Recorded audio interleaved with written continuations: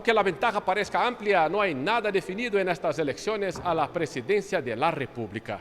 En la más reciente encuesta de Datafolha, Luiz Inácio Lula da Silva del Partido de los Trabajadores tiene un 50% de los votos válidos, mientras el actual mandatario Jair Bolsonaro del Partido Liberal un 36%.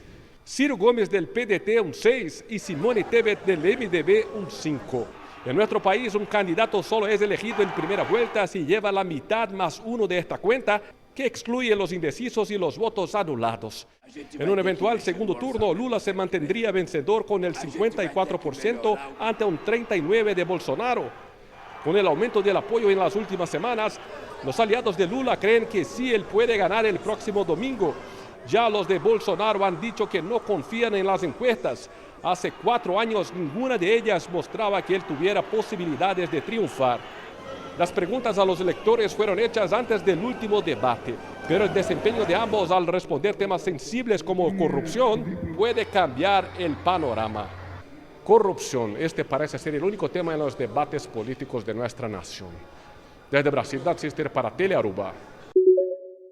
We want to give you a look at some of the damage that we're seeing in Fort Myers today.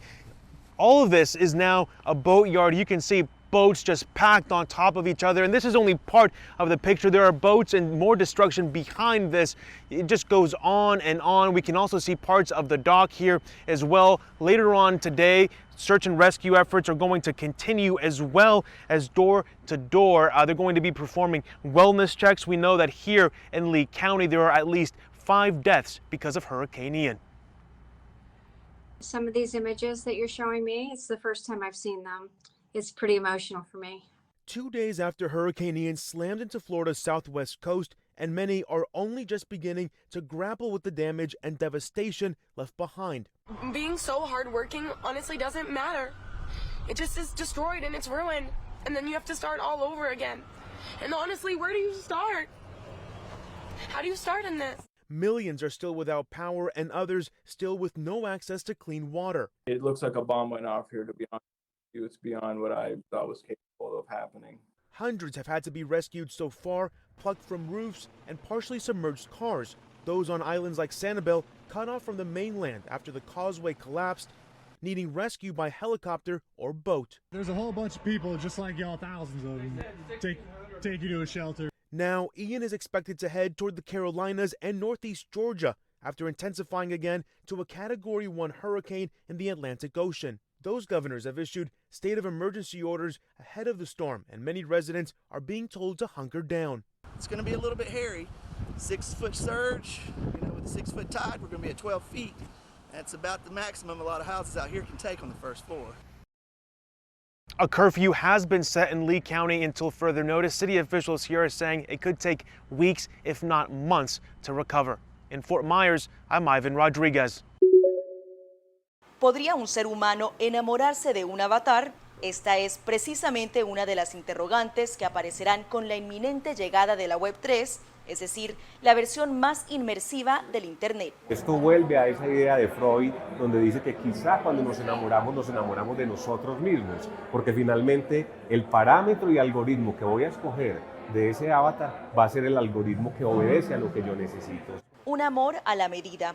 Así lo explica este experto en filosofía, que se ha dado la tarea de estudiar el filiverso, el fenómeno de amor entre humanos y sistemas operativos o avatares. Y el reto o el desafío que tiene Metaverso en este caso es que la espontaneidad no se pierda. ¿Qué tal si el Metaverso logra definir puntualmente y específicamente espontaneidad? Que no sea una simple programación de que me pregunte el avatar cómo me fue o cómo me siento. Pero más allá de eso, explica Molina, ¿qué pasará con la fidelidad, la traición y monotonía? ¿Será que acaso yo le voy a reclamar a mi avatar o al sistema operativo que me dé diversión, que me dé novedad, que ya estoy aburrido con él?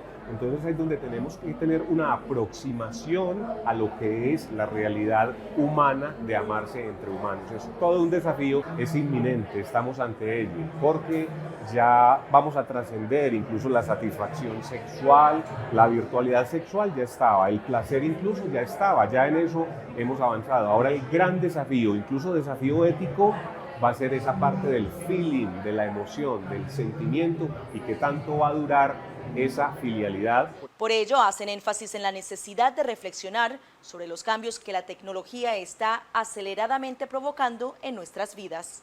Todo está por descubrirse en este nuevo escenario de metaverso y lo que va a significar interacción y que ojalá no nos margine de la humanidad y de seguir socializando también con nuestros pares.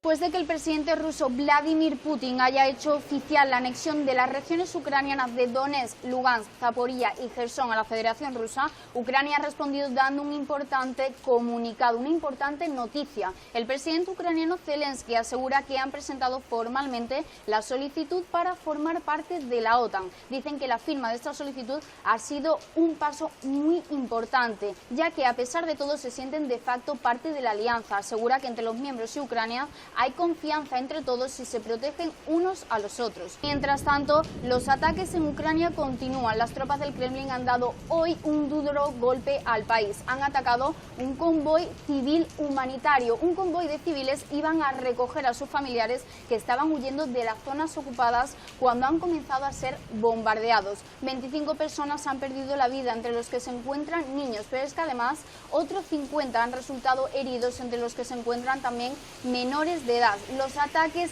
no cesan aquí en Ucrania, sobre todo en las zonas de frente, y se teme que después de la confirmación de esta anexión todo vaya a empeorar y la guerra se pueda recrudecer. El gobierno de Estados Unidos anunció nuevas sanciones contra Moscú este viernes, luego de que el presidente ruso Vladimir Putin firmara tratados de anexión que afectan a 4 territorios ucranianos. El Departamento del Tesoro y el Departamento de Comercio de Estados Unidos anunciaron que las medidas se centran en el control de exportaciones para entidades e individuos dentro o fuera de Rusia que brinden apoyo político o económico a dicho país para que logre la anexión de los territorios. En un comunicado difundido este viernes, el gobierno estadounidense advierte de severas consecuencias para quienes brinden apoyo a Rusia en sus intentos ilegales de cambiar el estatus del territorio ucraniano, según el comunicado. Entre tanto, la Oficina de Control de Activos Extranjeros del Departamento del Tesoro informó que sancionó a 14 proveedores internacionales por brindar soporte a las cadenas de suministro militar de Rusia, mientras que el Departamento de Estado impuso restricciones de visa a 910 personas adicionales, entre miembros del ejército ruso, funcionarios bielorrusos y representantes de Rusia en Ucrania que actúan en zonas controladas por Rusia.